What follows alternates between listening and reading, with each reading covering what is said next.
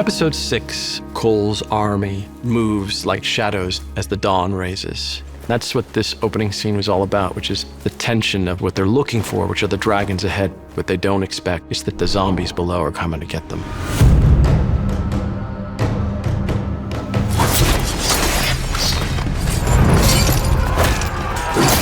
Albeit Cole is an amazing fighter. After the days and weeks and months they've been traveling, he's just exhausted. He knows it's over. I think there's a relief in that for him.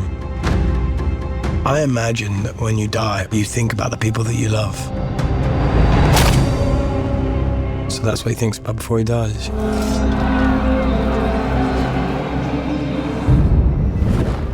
Lord Ormund mocks us. He means to show the realm that I cannot govern my own seat.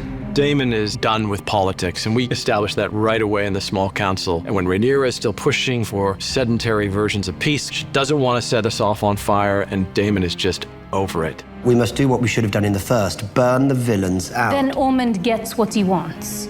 At times I wonder why. Why is he at these meetings? I just don't feel like Damon would be there. So the only way through it is for him to be a petulant, annoying child. He's a man of action. That's a deep frustration for him. And meanwhile, Rhaenyra is just looking for something to win the battle against the Hightowers. I am sent to represent House Baratheon. She sees the bigger strategic picture. If she kills indiscriminately, subjects loyal to her might well rise up in insurrection. However many dragons you have, you can't quell an entire kingdom rebelling against you.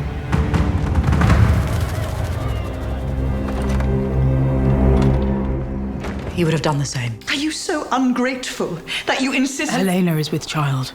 The child in Helena's belly is a threat to Rhaenyra's claim and rule, and Rhaenyra knows this, and it makes Helaena a very complicated hostage. And that makes Helaena expendable, it makes the child certainly expendable, and it puts Rhaenyra in a really terrible spot. And this brings her back to all these existential questions as to how she's going to be able to win her throne in a way that she doesn't completely compromise her moral standing. I think Rhaenyra would think that she'd been treating Helaena and Alicent with kindness and dignity, but apart from an hour a day where they get to have some fresh air, they are in this room together with no end in sight. And so, you know, an idle mind is a devil's playground. They're going insane, and Alicent is watching the corrosion of Helena's mind in real time.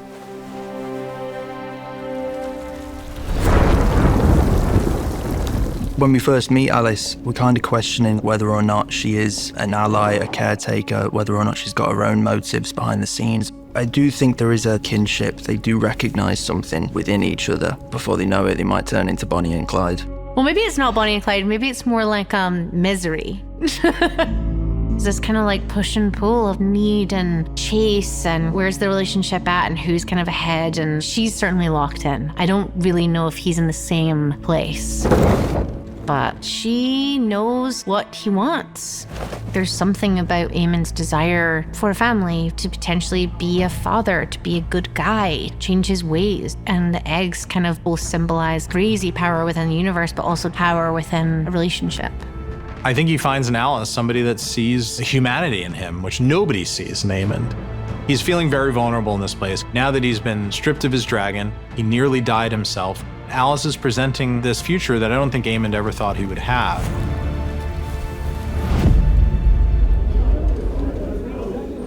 One of the greatest scenes in the series is the moment that Rhaenyra cuts her finger on the Iron Throne. We all know what that means. There's infections that follow, there's rot that follows. It basically reveals what's ultimately happening for real in Rhaenyra's tenure as queen. There's obviously some significant foreshadowing in this moment, though I don't know to what extent Rhaenyra is cognizant of its significance. Viserys kept his own condition very private. I don't know how she could know that the throne was the root of his illness.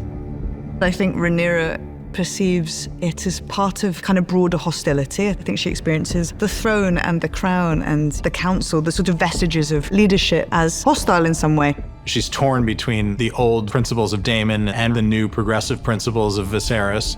It's more of a symbol to show the struggle that she is going through and to remind her that Viserys looms very large in her life. That cut on Rhaenyra's finger becomes an instigating event for a lot of bad things. When someone knows you from very early days of your life, there are secrets. Gwaine and Ormond had this history. intimate, but also complicated. Ormund's a bully, but also he's Gwain's bully. And Ormund, despite being a sort of arrogant arse, he's also quite smart. A lot of eye-rolling that goes on, but also kind of desperately wanting him to have a plan because we need one. In the middle of all that is Darren, who sees in Gwain an older brother, and also someone who can protect him from Ormund. When Gwain is there, Darren has more of an insight into the effects that Ormund has had on him. House Baratheon sends an envoy to treat with the new king. Rhaenyra had a good idea, which is we shall send swords, and they will kill Ormund, Darren, Gwain, and stop this war once and for all.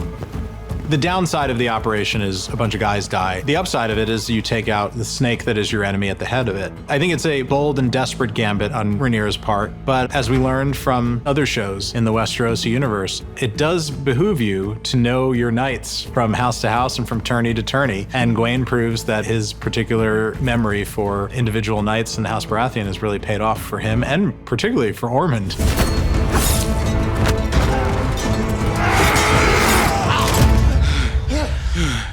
Aryan Baratheon has hair of light chestnut.